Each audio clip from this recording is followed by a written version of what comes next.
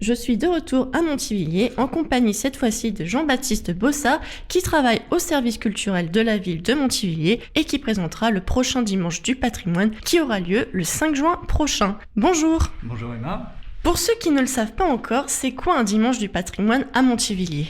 Alors un dimanche du patrimoine, c'est une visite guidée qui vous emmène de lieu en lieu avec des thématiques précises. Donc c'est parfois des thématiques très larges, parfois des thématiques un petit peu plus ciblées comme celle de la prochaine visite. Le prochain dimanche du patrimoine portera sur la période de la Seconde Guerre mondiale, plus précisément sur l'histoire d'un planeur qui s'est posé à Montivilliers. Quelle est l'histoire de ce planeur en quelques mots ? En quelques mots, c'est un planeur dont on connaissait l'existence depuis une vingtaine d'années. On savait qu'il s'était posé là et on n'avait aucune raison de pourquoi est-ce qu'il s'y était posé. C'était un peu la question. Et de fil en aiguille, avec des recherches, on a trouvé qu'en réalité, l'avion qui le tractait pendant la période du débarquement a été touché par la flaque. Et en fait, c'est un planeur égaré, tout simplement. Et pourquoi vous avez choisi ce sujet pour ce dimanche du patrimoine ? Alors c'est un sujet qui me tient à titre personnel particulièrement à cœur parce que quand j'étais enfant, mes grands-parents me parlaient justement de ce planeur-là et en fait avec l'association dont je suis également membre, Poppies for Tomies, on a fait énormément de recherches pour comprendre pourquoi est-ce qu'il était venu là. Et en guise un petit peu de cadeau de Noël sur la fin de l'année 2020, on a justement trouvé pas mal de renseignements qui pouvaient étayer en fait tout ce qu'on avait d'abord comme supposition. Et on a réussi à prouver que ce planeur-là, c'était bien le CN45. On a compris en fait qui était à bord, pourquoi est-ce qu'ils étaient venus là, etc., etc. Est-ce que le vestige du planeur, il existe encore ? Alors, le planeur a été dépouillé quasiment le lendemain en fait de son atterrissage, mais en 2000, j'ai eu la chance d'avoir entre les mains la hache du planeur, parce que tous les planeurs étaient équipés d'une hache en fait pour pouvoir éventuellement casser la structure en bois pour évacuer. Donc celle-là, elle existe encore. Et il y a encore une ceinture d'un pilote ou du copilote qui existe toujours aussi. Et ces vestiges-là, si on veut les voir, et on peut les voir ? Alors le problème, c'est que ces deux vestiges appartiennent à des particuliers qui les avaient prêtés dans le cadre d'une exposition que j'avais faite en septembre 2000. Et malheureusement, on ne peut pas sonner chez les gens pour demander à voir la hache et la ceinture. C'est pas possible. En quoi cet événement de l'atterrissage d'un planeur à Montivilliers en fait un événement remarquable ? En fait, les gens pensent toujours que le débarquement a eu lieu que sur les plages du Calvados et de la Manche. Bon, dans les faits, c'est vrai.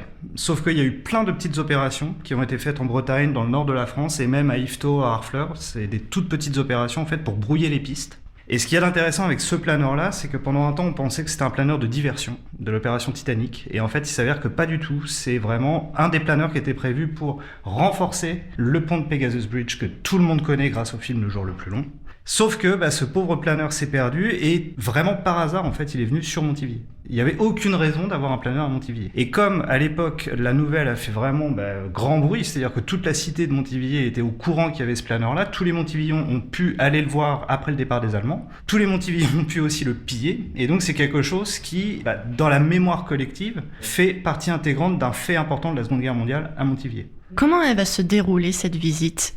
Alors, techniquement, elle est prévue 1h30, avec un rendez-vous sur le parvis de l'église, donc à 15h dimanche 5 juin. La présentation, en fait, de Montivilliers pendant l'occupation se fera justement sur le parvis de l'église, et ensuite on va partir sur l'endroit exact où le planeur s'est posé, qui est maintenant une espèce de petite placette dans un lotissement. Et ensuite, on ira là où le planeur a été dépouillé, c'est-à-dire contre la haie d'une maison qui a été rachetée il n'y a pas très longtemps par la municipalité, à savoir l'ancienne maison de monsieur Dupont d'Anican. Et c'est une maison qui est au niveau du chemin de Buglise, et là on sera vraiment en fait au plus près de là où le planeur a en quelque sorte fini sa vie.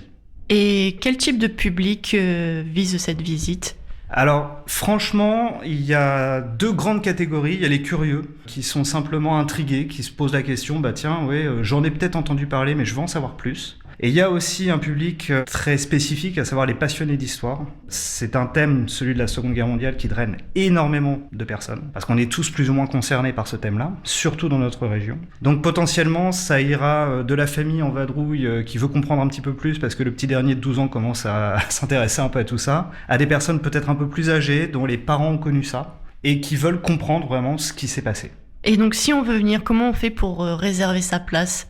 Alors il y a plusieurs possibilités, soit par téléphone directement au niveau de l'abbaye de Montivilliers, soit par la billetterie en fait de l'abbaye, donc c'est billetterie.abbaye@ville-montivilliers.fr. En fait, vous posez une option de réservation et nous, on note votre nom, on vous inscrit et ensuite vous venez directement le 5 juin avec 4 € en poche et c'est parti.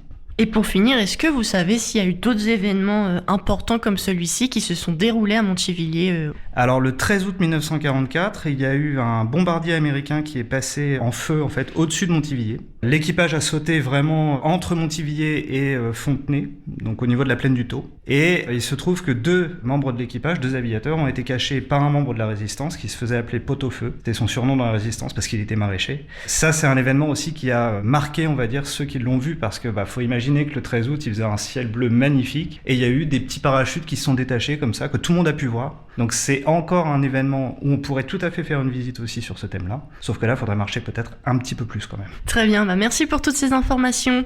Eh ben écoutez, je vous en prie, merci à vous.